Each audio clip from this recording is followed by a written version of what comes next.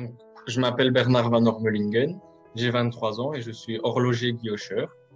J'ai fait ma formation d'horlogerie à l'IATA à Namur et ma formation de guillochage chez le maître graveur Alain Lovenberg à Durbuy et en Suisse dans certaines manufactures dans lesquelles j'ai fait des stages.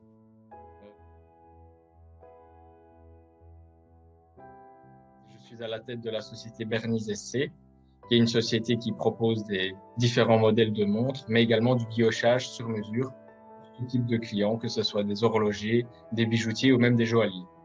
Le guillochage est une technique traditionnelle de gravure qui nécessite l'utilisation de vieilles machines mécaniques. Donc, comme vous avez ici, donc le guillochage, comme je le fais, c'est du guillochage traditionnel. Donc, cela entend qu'il n'y a aucune assistance numérique ni par ordinateur sur les machines. Donc, la seule électricité que vous avez sur les machines, c'est la lampe ou le microscope avec son anneau de lumière. Voilà. Donc, tout est mécanique, tout est ancien. Donc, la machine que vous avez ici à ma droite date de 1927. Je travaille avec des machines datant de 1900 à 1940, plus ou moins. Donc, c'est plus ou moins l'âge moyen de mes machines. Et alors, le guillochage, c'est, d'après la définition suisse, remplir une surface de reflet par le biais de la gravure. Donc, le but, c'est d'abord voir le reflet, puis voir qu'il y a une gravure.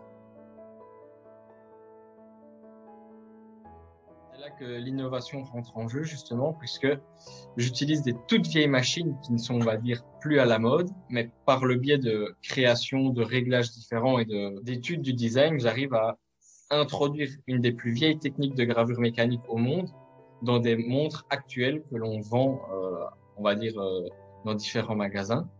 Et l'innovation n'a pas de limite grâce à des machines qui ont été inventées il y a plus de 100 ans. C'est là que, on va dire, le vieux se lie au nouveau, parce que le guillochage est très ancien. On trouve des traces des premières pièces guillochées fin 1600. Et maintenant, ça se retrouve dans toutes les montres actuelles où, certes, il y a des motifs qui sont très classiques, mais avec un peu d'études, un peu de motivation, on crée son motif comme on veut.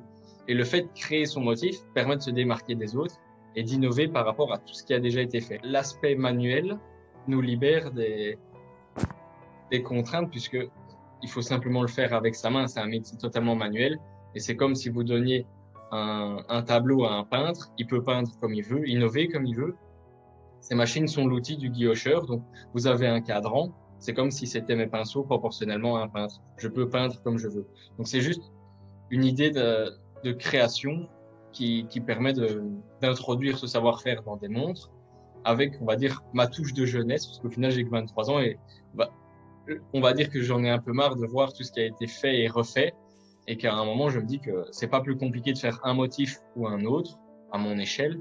Et donc, autant faire celui qui me plaît le mieux et qui correspond au mieux au design de mes produits.